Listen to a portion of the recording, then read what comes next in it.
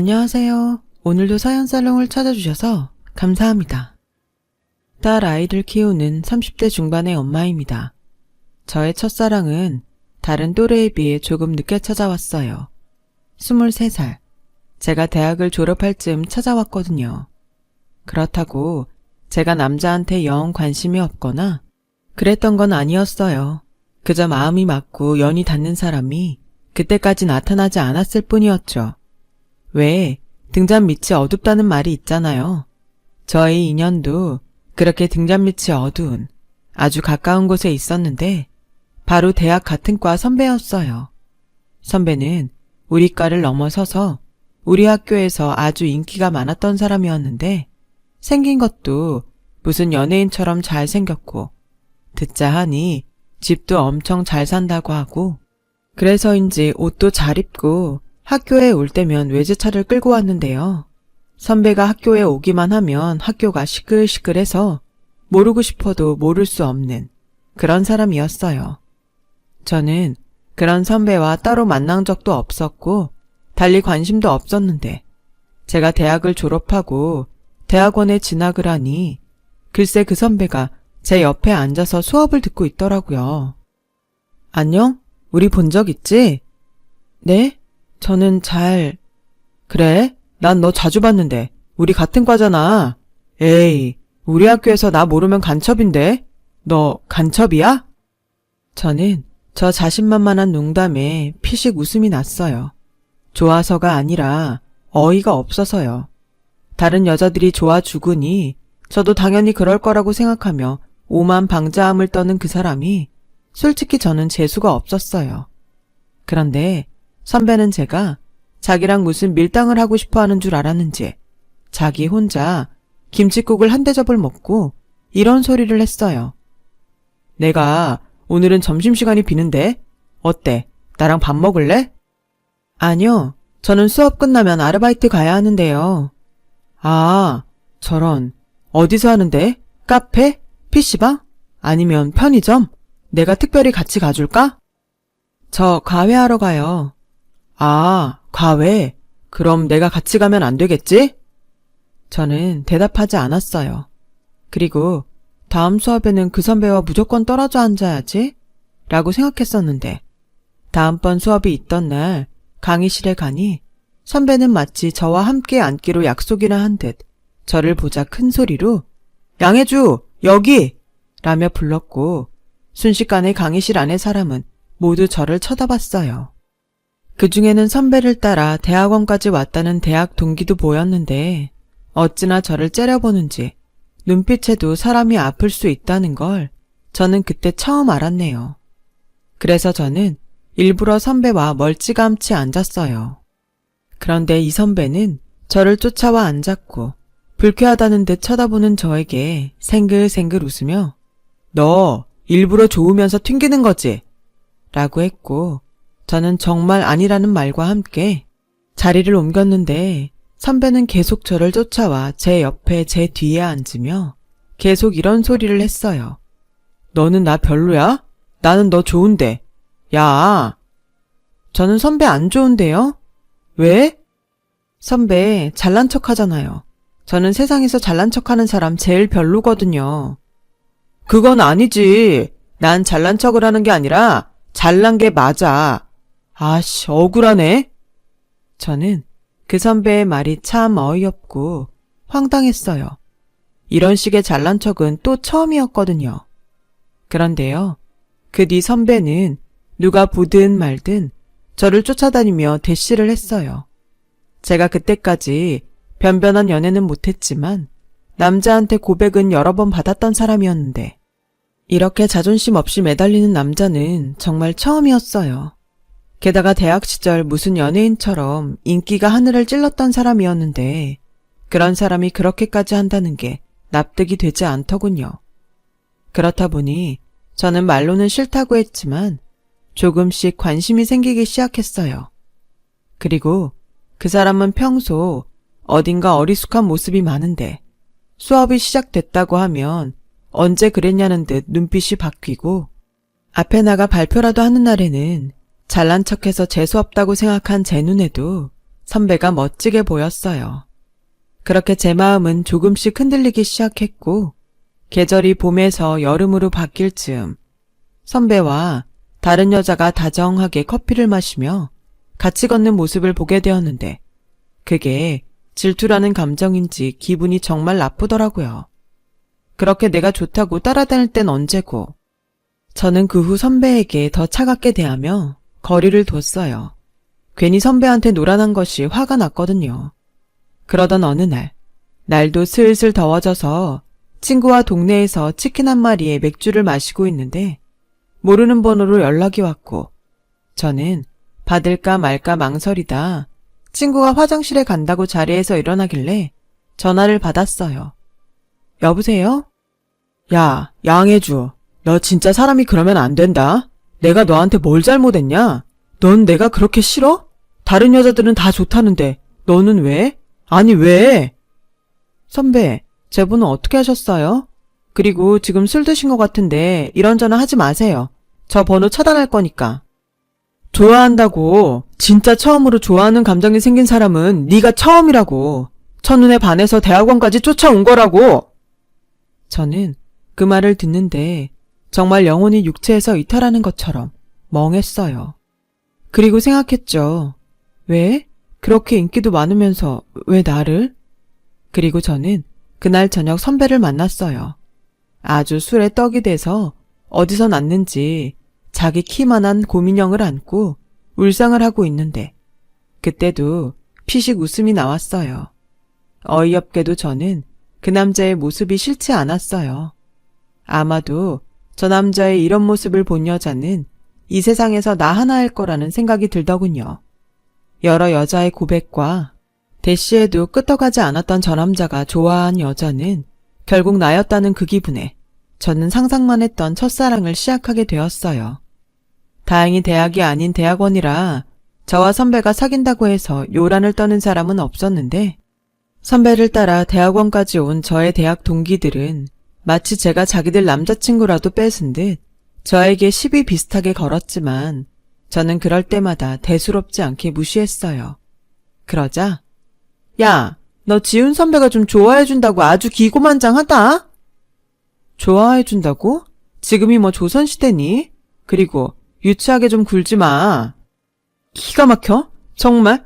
야, 너 착각하지 마. 선배는 그냥 너랑 잠깐 노는 거야. 네가 선배랑 급이 맞냐? 급? 애들이 지금 뭐래? 솔직히 너도 지훈 선배가 잘 살고 인물 좋으니까 좋아하는 거 아니야? 저는 화가 났어요. 이젠 좋아하지 않는다고 부정할 수 없게 되었지만 제가 선배를 좋아하게 된 건 그런 배경이 아니었고요. 저는 순수한 그 사람에게 끌렸고 또 이유야 어쨌든 대학원에 와서 공부와 미래에 성실하고 최선을 다하는 그 모습이 좋았던 건데 저를 자기들과 같은 취급을 하는 대학 동기들에게 화가 났어요. 그런데 혜주, 여기 있었어? 뭐야, 니네들도 내 여자친구 화나게 한 거야? 선배, 정신 차려요. 혜주는 쟤는 진짜 선배랑 안 어울려요. 선배가 아깝다니까요. 사람이 누가 더 아까운 게 어딨어. 그리고 전에도 이야기했지만 후배라고 봐주는 것도 이제 끝이다. 세상에 어떤 남자가 자기 여자 괴롭히는 애들을 봐주겠니? 또 한 번 우리 혜주한테 뭐라고 하면 그때는 나도 가만히 있지 않는다. 가자.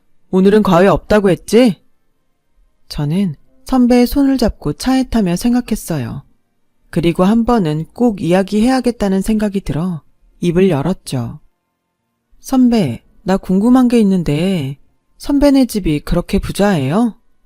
왜? 갑자기. 주변에서 내가 선배 배경 보고 만난다는 말을 자꾸 들으니까 화가 나서요.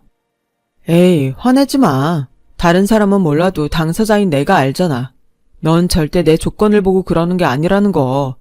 쫓아다닌 것도 나고 매달린 것도 난데. 그러니까 왜 자꾸 사람을 그렇게 보는지 미리 말하는데 난 절대 선배 조건 때문에 만나는 게 아니에요. 네. 배고프다. 우리 맛있는 거 먹으러 가자. 내가 아는 가게가 있거든. 괜찮지? 저는 그 후 선배와 연애를 하면서 무조건 데이트 비용을 반반 내려고 했어요. 이상한 오해를 받는 것도 싫었고 무엇보다 선배에게 그런 부분을 더 어필하고 싶었는데 선배는 제가 그럴 때마다 자기가 저에게 무엇이든 더 해주려고 했어요. 그렇게 시간이 흘러 저는 대학원 졸업 전 대기업 IT 회사에 입사를 했고 선배는 대학원 졸업과 함께 공기업에 입사를 하면서 이젠 각자 직장을 갖게 되었어요. 비록 직장에 다니느라 만나는 날이 줄었지만 저희 마음은 상대적으로 커져가게 되었죠.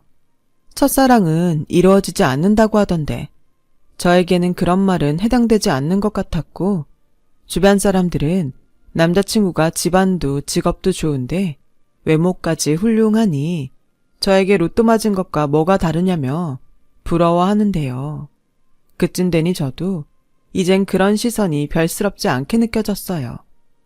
그렇게 저희의 만남은 4년이 넘어갔고 저희 집에서는 슬슬 결혼에 대한 기대를 하기 시작했어요.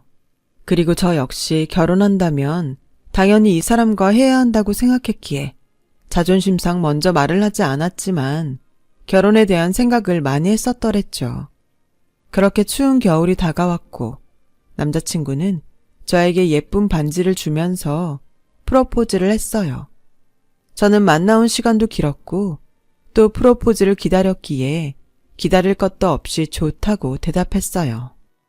그 후 남자친구가 먼저 저희 집에 인사를 왔고 저도 그렇고 저희 부모님은 평소 결혼은 두 사람이 함께 시작하는 중요한 일이니 처음부터 욕심내지 말고 두 사람의 능력 안에서 시작하는 것이 맞다고 생각하는 주의라 남자친구에게 똑같이 그렇게 말을 하셨어요. 서운하게 들을 수도 있는데 나는 그게 맞다 생각하네. 남자는 집, 여자는 혼수, 그런 것들 말고 둘이 같이 살 집도 마련하고 쓸 물건도 장만하면서 시작해봐. 그렇게 살다 혹 힘든 날 있으면 내 딱 3번은 장인으로서 도와주겠네. 난 내 딸 잘 부탁한다는 말보다 자네가 내 딸이랑 행복하게 살았으면 좋겠어. 염려 마세요. 저는 벌써부터 혜주랑 결혼할 생각에 행복합니다. 나는 그래도 혜주 엄마라 우리 바깥 양반처럼은 못하겠고 우리 혜주 잘 부탁해요. 다른 건 모르겠고 많이 아껴줬으면 좋겠어. 세상이 변했다고 하지만 여자는 남자한테 사랑받아야 행복하니까. 엄마, 요즘 세상에 무슨 그런 말을 해. 왜? 그게 너 살면서 얼마나 중요한데. 장모님, 그런 걱정은 절대 안 하셔도 돼요. 제가 너무 아껴서 없어질까봐 무서울 지경이니까요. 저희 엄마는 남자친구의 그 말에 안심이 됐는지 한참을 웃으셨어요.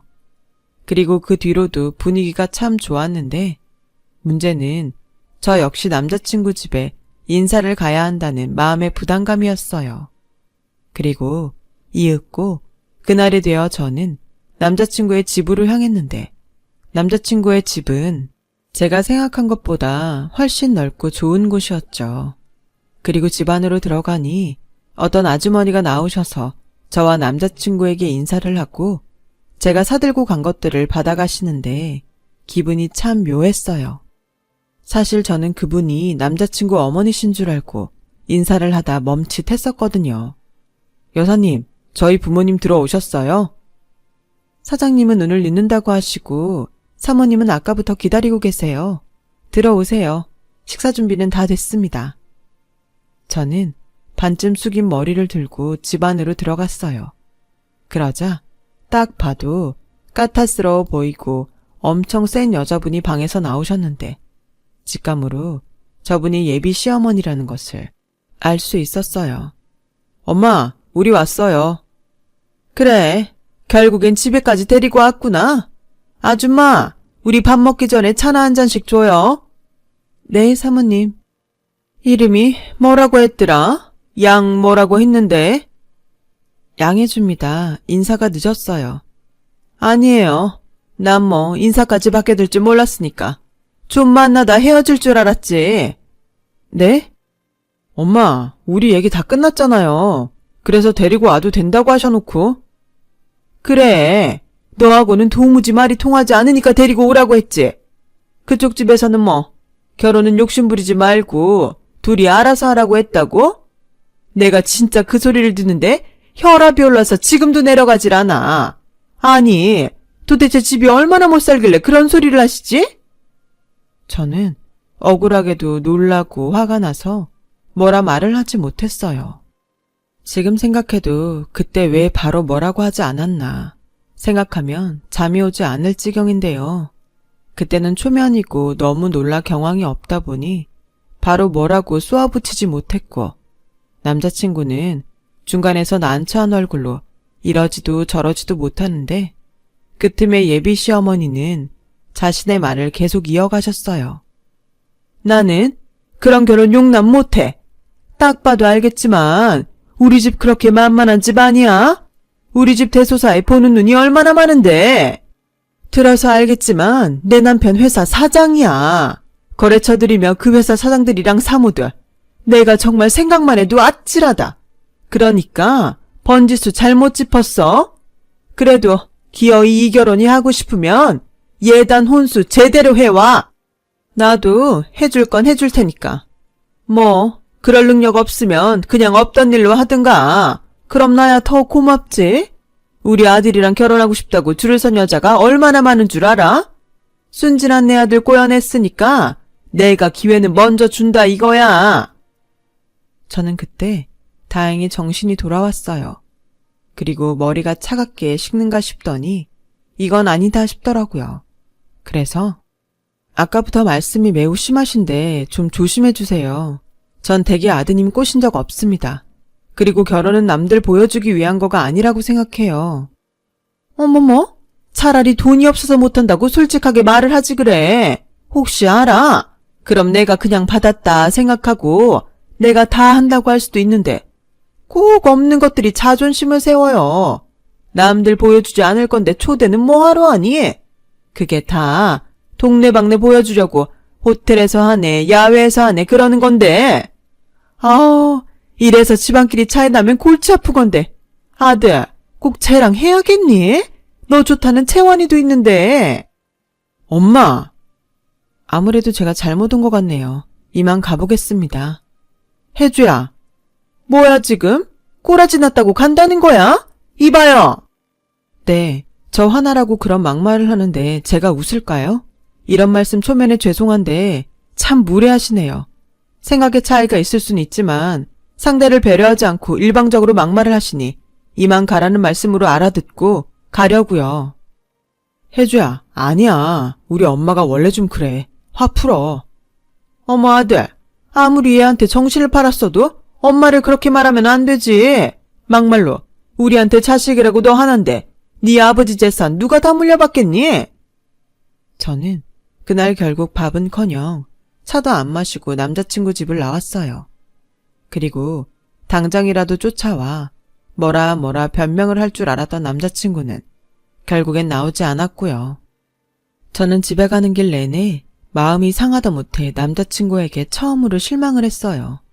그리고 제가 집에 도착하자 제가 인사를 다녀온다는 것을 알았던 부모님은 웃으시며 궁금해하는 기색을 보이셨는데 원래도 마음에 없으면 다른 말을 못하는 성격이라 나중에 이야기하고 싶다고 하고 제 방으로 들어왔어요. 아마 그때 저희 부모님은 무슨 일이 있구나 이미 아셨을 테고 뭐 여기까지 왔으면 사실상 이 결혼은 엎어진 것이 맞기에 저는 다른 부정도 하지 않을 생각이었어요. 그러자 한참이 지나서야 남자친구에게 전화가 오더군요. 혜주야, 화 많이 났어? 아까는 내가 우리 엄마 대신 사과할게. 너도 봐서 알겠지만 우리 엄마가 욕심이 많아. 그래서 미리 이야기도 해놨는데 이렇게 될 줄은 정말 몰랐어. 그리고 혜주 너 가고 나도 그렇고 아버지도 엄마한테 뭐라고 많이 했어. 다행히 우리 아버지는 우리 엄마처럼 남들 시선 그런 거 의식하지 않으시는 분이거든. 오히려 그런 생각을 한다니 너무 마음에 드신다고 다음에는 꼭 보자고 하셨는걸. 오빠, 미안한데 아무리 생각해도 이건 아닌 것 같아. 내가 오빠를 많이 좋아하지만 이런 수모를 모른 척할 수는 없어. 결혼을 한다면 시어머니가 되실 텐데. 아니야. 이건 진짜 서로한테 아니야. 혜주야, 내가 왜 아까 너 안 쫓아간 줄 알아? 네가 이럴까봐.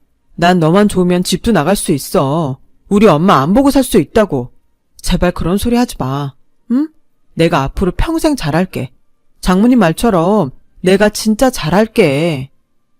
저는 머리로는 아니라는 답을 내렸으면서 쉽사리 그 사람을 밀어내지 못했어요. 첫사랑이라 그런 건지 아니면 제가 생각한 것보다 남자친구를 훨씬 더 사랑했던 것인지 저는 결국 남자친구를 믿어보기로 했어요. 그러면서 내심 남자친구의 아버님은 어머니와 다르다는 그 말이 진짜이길 바라며 제 낯빛에 걱정으로 잠들지 못하는 엄마에게 슬쩍 오늘 있었던 이야기를 대충 했는데요. 척하면 척이라고. 저희 엄마는 제가 자세한 이야기를 하지 않았음에도 모든 것을 아는 얼굴이었어요. 내가 걱정을 하긴 했다. 그쪽 집이 그렇게 잘 살아? 뭐 보기엔 그렇더라고. 그럼 그쪽 집에서 하자는 대로 하자. 막말로 우리가 뭐 그까짓 것도 못하겠어? 네 아버지 능력 있고 엄마도 있는데 우리 딸 기죽지 마. 기 안 죽어. 근데 엄마 미안해. 뭐가? 괜히 안 겪어도 되는 일을 내가 만든 것 같아서. 그게 네가 마음 먹는다고 되는 일이야. 그리고 사람이 사람을 좋아하는데 다른 건 중요하지 않아. 그렇게 엄마는 아빠가 뭐라고 하시던 무조건 예비 시댁에서 해달라는 대로 해주겠노라며 저에게 저쪽 집에서 원하는 것이 뭔지 정확히 알아오라고 하셨어요. 솔직히 따지자고 들면 유치하고 우스워져서 말을 하지 않았지. 저희 집도 그렇게 여유가 없는 집이 아니었어요. 아버지는 6급 공무원이셨고 엄마는 규모가 꽤 있는 유치원의 교감 선생님이셨거든요. 그래서 경제적인 부분은 크게 걱정하지 않고 살아온 저였는데 대기업까지 다니는 제가 마치 쥐뿔 아무것도 없는 사람 취급을 당했으니 그것도 그거대로 너무 화가 났어요. 그래서 이대로 물러나는 것은 뭔가 좀 억울한 생각이 들더라고요. 이에는 이, 눈에는 눈이라고 한번 밀어붙여보자고 마음을 먹었는데 때마침 며칠 후 모르는 번호로 전화가 걸려왔어요. 남자친구와 뒷번호가 같은 게 살짝 느낌이 왔었죠. 나 누군 줄 알지? 오늘 저녁에 좀 보고 싶은데 집에선 그렇고 주소 찍어줄 테니 그리로 와. 몇 시가 퇴근이지? 저는 퇴근 시간을 말씀드렸어요. 그리고 제 번호를 분명 남자친구를 통해서 아셨을 것 같아 남자친구에게 연락을 했고 남자친구는 엄마가 너한테 밥 사주고 싶다고 하셨어. 아마 지난번 일도 있고 해서 풀고 싶은가 봐. 오늘은 아무 걱정하지 말고 가서 맛있는 거 먹고 와. 그리고 우리 엄마 말은 직설적으로 해도 마음은 안 그러니까 괜히 말투나 그런 거엔 신경 쓰지 마. 알았지? 저는 남자친구에게 알았다고 했어요. 하지만 사람이 한 번 당했으면 됐지. 두 번은 당할 수 없다고 생각해서 무슨 이야기를 하시건 오늘은 그때와 다르다고 단단히 마음을 벼렀고 그의 어머니가 찍어준 장소로 퇴근 후 차를 끌고 갔어요. 그리고 도착한 곳은 유명한 고깃집이었는데 저녁 시간이라 그런지 넓은 주차장에 차가 꽉꽉 차 있었고 이러다 또 늦었다고 빌미를 주는 게 아닌가 걱정이 되었는데 다행히 발렛을 해주는 직원이 있어 차를 맡기고 예비 시어머니를 만나러 식당 안으로 들어갔어요. 그렇게 두 번째 보게 된 그의 어머니. 아니나 다를까 그의 어머니는 그때의 첫 인상처럼 꼬장꼬장한 얼굴로 저를 기다리고 계셨고 제가 자리에 앉자 이번에도 저를 무시하는 말투로 이렇게 말씀하셨어요. 너 여기 와봤니? 내가 혹시 몰라서 알아서 주문해놨다. 어차피 뭐가 뭔지도 모를 텐데 물어봐서 뭐하나 싶어서. 먹자. 저는 이번에도 거슬리는 그의 어머니 때문에 속이 부글부글 끓기 시작했어요. 그래서 대충 가까이 있는 음식만 조금 먹었는데 그의 어머니는 또 그게 마음에 들지 않았는지 저에게 쏘아붙이듯 말을 하시더군요. 예, 넌 먹는 게? 복도망가게 그게 뭐니? 왜? 못 먹어본 음식이라 영 낯설어? 어머니, 저 여기 와봤어요. 그리고 그때도 말씀드렸지만 무리하게 구시지는 말아주셨으면 하는데 어려울까요? 뭐야? 이게 지금 누굴 가르치려 들어? 내가 지금 마음과 다르게 행동하려니 성에 안 차서 그런다. 내가 고작 너같이 없이 사는 애한테 주려고 애지중지 내 아들을 키운 게 아닌데 억울하고 분해서 그래. 저도 저희 부모님이 정성으로 키워주셨어요. 그리고 이런 말씀 어떻게 들으실지 모르겠는데 저 그렇게 없이 살지 않았어요. 저희 아버지 아직 공직에 계시고 저희 엄마도 유치원에서 교감으로 계셔서 저 아쉬운 거 없이 살았습니다. 어머, 그래서 뭐 내가 그럼 너한테 어머 그랬니? 몰라봐서 미안하다. 뭐 그럴 줄 알았어? 공무원 나부랭이랑 학교도 아니고 유치원 교감 가지고 어디서 명함을 들이밀어? 너 진짜 우리 집이 어떤 집인지 영 모르는구나. 네, 잘 모르겠어요. 혹시 우리나라 사람들 다 아는 그런 대기업 집안인가요? 뭐? 어머님 말씀대로 잘 몰라서요. 제가 그동안 만난 사람이 재벌 2세나 3세 되는 그런 거였나요? 그때였어요. 저는 제 눈으로 직접 상이 뒤집히는 것을 목격했고 어디서 그런 힘이 솟아났는지 순식간에 방안은 아수라장이 되어버렸어요. 그리고 단단히 화가 나서 목까지 빨갛게 된 그의 어머니는 아직도 분을 참지 못하겠다는 듯 저에게 숟가락을 던지시는데 그 순간 딱 한 가지 생각밖에는 들지 않더라고요. 아, 제대로 미쳤구나. 정말로 그의 어머니는 미친 사람처럼 저를 무섭게 노려봤고 그리고 거친 숨과 함께 큰 소리를 치시는데 귀가 떨어져 나갈 것 같았어요. 야! 대기업 집안이냐고? 너 지금 나하고 해보자는 거야 뭐야? 그래서 뭐? 공무원 나부랭이랑 급이 맞다는 거야? 어디서 쥐꼬리만한 월급이나 받아먹는 주제에 입을 놀려? 저는 단단히 이성을 놓은 그의 어머니와 더는 함께 있고 싶지 않았어요. 또한 어떤 말로 싸우고 싶지도 않았고요. 그럴 가치를 더 이상 느끼지 못했다는 것이 더 정확한 표현일 것 같네요. 그래서 저는 자리에서 일어났어요. 그러자 어딜 도망가냐며 또 소리를 고래고래 지르는데 안 되겠다 싶었는지 식당 직원으로 보이는 중년의 남자분이 조심스럽게 방 안으로 들어오시더라고요.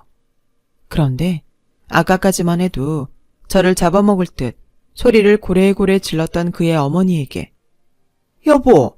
라는 말이 들려왔고 저한테 그런 소리를 했을 리 없어 고개를 돌려보니 방금 직원으로 들어오신 중년 남자에게 그의 어머니가 이번에는 얼굴이 사색이 돼서는 그렇게 말씀하시고 그 자리에 굳어 계시더라고요. 아니, 회사 사장이라고 하더니 왜 여기에... 저는 이 상황이 이해가 가지 않아 그 자리에서 오도 가도 못했어요. 그러자 당신 역시 민망하고 창피한지 어색하게 웃으며 그의 아버님이 먼저 입을 여셨어요. 누군가 했더니 당신이었어? 여보, 당신 옷이 왜 그래? 아침에 입고 간 양복은 어쩌고? 그리고 여기서 뭐 하는 건데? 왜 손에 행주를 들고 있는 거야? 김 기사는? 그의 어머니는 이제 저는 안중에 없는 눈치였고 저 대신 당신의 남편을 쥐잡듯 잡아댔는데 계속 거기에 있는 것도 못할 짓 같아 저는 그만 그 자리에서 나와버렸어요. 그리고 남자친구에게 이 이야기를 해야 할까 말아야 할까 고민이 됐고 분명 남자친구 역시 어머니처럼 모를 것 같은데 괜히 저에게 듣고 자존심 상해할 것 같아 저는 말을 하지 않기로 했어요. 그런데 그렇게 며칠이 지났을까? 한동안 연락이 없던 남자친구는 저에게 만나자고 연락을 해왔고 한눈에 전과는 비교도 되지 않을 만큼 헬쑥해진 모습으로 제 앞에 나타났어요. 괜찮아. 얼굴이 많이 상했다. 일이 많았어. 너도 대충 짐작은 가지? 남자친구는 해탈한 얼굴로 말을 이어갔어요. 그리고 설마 했지만 남자친구의 말을 듣고 있는데 드라마도 이런 드라마가 없더라고요. 우리 엄마가 봐서 알겠지만 우리 집이 사업한다는 것에 자부심이 대단하셨어. 아버지는 늘 그걸 부담스러워 하셨는데 엄마는 계속 아버지한테 사업을 더 키워야 한다고 옆에서 부추기셨어. 집도 남들 보기에 있어 보여야 투자하겠다고 한다면서 무리한 거고 우리 집에서 일하시는 분들도 다 엄마가 욕심내신 거야. 아버지는 도저히 감당이 안 되는데 엄마는 계속 바라시고 그래서 사업이 망해가는데도 말을 하지 못하셨대. 그래서 거기에서 일하신 거야? 집에서는 회사 출근하신다고 나오셔서 거기서 일하신 거지. 그래서 요즘 계속 늦었던 거더라고. 아버님이 많이 힘드셨겠다. 하지만 꼭 나쁜 일만 있는 건 아니야. 우리 자기 뜻대로 결혼할 수 있을 것 같아. 그게 무슨 소리야? 장인어른이 말씀하셨잖아. 결혼은 우리 둘의 시작이라고. 그러니 욕심내지 말고 우리끼리 잘 시작하면 된다고. 우리 엄마 이제 더는 욕심내실 수 없어. 이제 혜주 너한테도 함부로 못하실 거야. 그렇게 생각하면 이건 나쁘지 않은 일 아닌가? 그래도 집에 일이 있는데 결혼을 진행한다는 게 좀 그렇지 않아? 왜? 이제 우리 집이 망한 것 같으니까 하기 싫어? 뭐? 그게 무슨 말이야? 솔직히 아니라고 해서 아니라고 믿었지만 너도 우리 집 잘 살아서 나랑 결혼하고 싶었던 거 아니야? 아니라면 왜 그런 소리를 하지? 저는 그 순간 남자친구가 무서웠어요. 눈빛이 너무 무서웠거든요. 제가 알던 그 순수하고 저밖에 모르던 그 눈빛과는 영 달랐어요. 그래서 겨우 남자친구에게는 결혼은 집 사정이 좀 진정이 되면 다시 이야기하자고 달래놓고 집으로 돌아왔는데 참 혼란스럽기만 하더군요. 이성으로나 마음으로나 이 결혼은 아니라는 것을 아는데 상황적으로 이 시점에 남자친구에게 헤어지자고 하자니 제가 마음이 너무 괴로웠어요. 그래서 한동안은 헤어지자는 말은 못하고 대신 혼자 마음의 정리를 하고 있었는데 그러던 어느 날 그의 어머니로부터 만나자는 연락이 왔어요. 저는 예전처럼 잘난 척에 막말은 하지 못하겠지 하는 생각으로 그의 어머니를 만나러 갔고 그의 어머니는 예전과는 좀 다르게 기가 꺾여 있었는데 그래도 자존심은 지키고 싶은지 저에게 별 말을 하지 않고 혼수와 예단 리스트라며 A4 용지 5장을 주셨어요. 설마 이걸 다 해오라는 건가요? 그래, 네가 그랬잖아. 네 아버지 공직에 있고 네 엄마도 유치원 교감이라며. 그 정도 능력 있다고 큰소리 칠 때는 언제고? 이제 와서 그러니? 어머니, 저도 지훈 씨한테 사정 들어서 아는데 이제 그만하세요. 뭐? 너 지금 나 망했다고 우스우냐? 그건 어머님 자격지심이시고요. 결국 어머님 욕심 때문에 그 지경까지 갔으면 어머님도... 그때였어요. 그의 어머니는 이번에도 제가 하는 말이 듣기 싫은지 상을 엎으려 상을 손으로 잡으셨고 저는 그 모습에 덩달아 상을 잡아버렸어요. 그리고 계속 말했죠. 어머님도 아시죠? 저 이 결혼 못해요. 아니 안 해요. 어머님 집이 망해서가 아니라 어머님이 이러시니까. 요즘 세상이 어떤 세상인데 그렇게 갑질을 하세요. 뭐? 지금이라도 좋은 마음으로 사세요. 그래야 지훈 씨도 지훈 씨 아버님도 편안해져요. 그럼 네가 도와주던가. 저는 기가 차서 말이 나오지 않았어요. 그래서 자리에서 일어났는데 그의 어머니가 소름 끼치게 제 바지가랑이를 붙들었고 이런 소리를 하시더군요. 너 돈 잘 번다면서 너랑 우리 지훈이랑 벌어서 우리 좀 도와줘. 원래 힘들 때 돕는 게 진짜 사랑 아니니? 우리 집에서도 쫓겨나게 생겼다. 나 이젠 작은 집에서는 숨이 막혀서 살 수가 없어. 내가 결혼 허락할 테니까 결혼해서 우리 좀 네가 살려줘라. 아가. 저는 평소 공포 영화를 좋아하지 않았는데 그날은 정말 저에겐 공포 그 자체였어요. 그래서 그의 어머니의 손을 발로 뿌리치고 도망치듯 자리를 벗어났고 다시 또 연락이 올까봐 그의 어머니 번호를 차단했는데 그날 저녁 남자친구가 만나자고 하더라고요. 저는 이젠 어쩔 수 없다는 생각으로 헤어지자는 말을 하려 남자친구를 만났고 남자친구는 헤어지자는 제 말에 울면서 매달리는데 참 이것도 못할 짓이더라고요. 그렇게 멋있던 남자였는데 하지만 저는 아닌 건 아니라는 것을 마음에 새겼고 희망 고문을 하느니 이쯤에서 딱 부러지게 끊자고 다짐을 했는데 이 남자가 마지막에 고맙게도 제 마음을 참 편안하게 해주었어요. 치사한 년? 너도 결국 그런 여자였어? 그러면서 아닌 척 고상은 있는 대로 떨어놓고. 너도 우리 엄마랑 똑같아. 아니지. 우리 엄마는 솔직하기라도 하지. 넌 음흉해. 엄마가 그러더라. 네가 정말 나를 사랑했다면 이럴 때일수록 더 결혼하자고 했을 거라고. 근데 넌 이때다 싶어서 도망가는 거야? 내가 사람을 아주 단단히 잘못 봤네. 야, 뭐 어떻게 생각하든 자유인데 그렇게 생각하면 마음이 좀 편하니? 누가 그런 무시받고 뻑하면 밥상 엎어버리는데 좋다고 하겠어. 게다가 당신 어머니 나한테 숟가락도 던졌어. 이건 망하고 아니고의 문제가 아니야. 아버님 일하는 식당 가서 CCTV 좀 보고 올래? 난 그때 이미 아니다라고 생각하고 나가려고 했다고. 그래도 정이 있어서 힘들 때 나까지 얹고 싶지 않아서 참은 건데. 뭐? 치사한 년? 그래, 나 치사하니까 다시는 연락하지 마. 찾아오지도 말고. 저는 그렇게 참 더러운 이별을 했어요.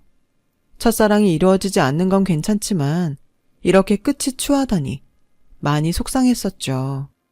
그 후 남자친구는 번호를 바꿔가며 저에게 계속 연락을 해왔어요. 집과 회사에도 계속 찾아왔었고요. 참 곤란했는데 그때 저를 도와주던 회사 상사가 있었고 저는 그 상사분 덕에 여러 번 곤란했던 일을 도움받게 되었는데 그렇게 3개월 정도가 지나자 남자친구는 나타나지 않았어요. 연락도 없었고요.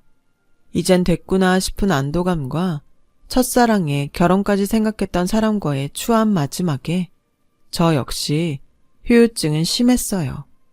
그래서 회사를 그만두고 좀 쉬어볼까 망설이고 있었어요. 그때도 그런 저를 회사 상사분이 잡아줬고 1년쯤 지나니 그 상사분이 저를 혼자 좋아하고 있었다는 말을 어렵게 해왔어요. 지난 일도 있고 해서 그 마음을 거절했는데 그 사람은 3년 동안 저의 곁에서 저를 기다려주며 제가 힘들 땐 어디서든 나타나 도움을 주고 제가 또 부담을 느끼면 한 발짝 떨어져 있어 주는 것이 참 미안하고 고맙더라고요. 그 상사분이 지금의 저의 남편이에요. 남편은 저의 지난 일을 모두 알고도 제 잘못이 아니라고 저를 위해줬고 일에서도 그리고 제 인생에서도 항상 좋은 영향을 주려고 애를 쓰는데 이런 사람의 마음을 계속 외면하는 것도 참 어렵더라고요. 조심스럽게 사내 연애를 시작했죠. 1년 만에 결혼을 했어요. 저희 아버지가 말씀하던 대로 저희 둘의 힘으로 처음부터 끝까지 준비했습니다. 엄마가 바라던 대로 남편은 결혼한 지 5년이 넘은 지금도 한결같이 저를 아껴주는데 진짜 결혼할 인연은 다른 곳에 있었구나 싶은 요즘입니다. 얼마 전 한때 저에게 도끼 눈을 뜨며 저를 시기 질투하던 대학 동기이자 대학원 동기를 우연히 만난 적이 있어요. 그래서 듣게 된 그 사람의 소식. 결국 아버지 회사 부도로 평생 갚을 수 있을지 모를 빚더미에 앉은 그 사람은 빚쟁이 때문에 다니던 회사에서 쫓겨나다시피 그만뒀고 집도 어디 시골 변두리로 야반 도주하듯 서울을 떠났다는데요. 몰랐으면 더 좋았겠다 싶었어요. 그리고 사랑스러운 우리 딸을 보면서 만약 내가 그때 그 사람과 헤어지지 못하고 결혼이라도 했다면 어떻게 됐을까 생각해 보았는데 정말 상상도 하고 싶지 않더라고요. 지금 제가 누리고 있는 이 행복이 얼마나 소중한지 절실하게 느껴졌어요. 행복이라는 게 상대적이면 안 되는 건데 언젠가 저희 딸도 커서 첫사랑을 하는 날이 오겠죠. 부디 저희 딸의 첫사랑은 아름답기만 했으면 좋겠네요. 지금까지 저의 긴 이야기 들어주셔서 고맙습니다. 마음도 몸도 따뜻한 겨울이 되시길 진심으로 바랄게요. 여러분, 사연 댓글에 응원과 현명한 조언 부탁드려요. 좋아요와 구독은 저에게 큰 힘이 됩니다. 오늘도 좋은 일 가득하세요.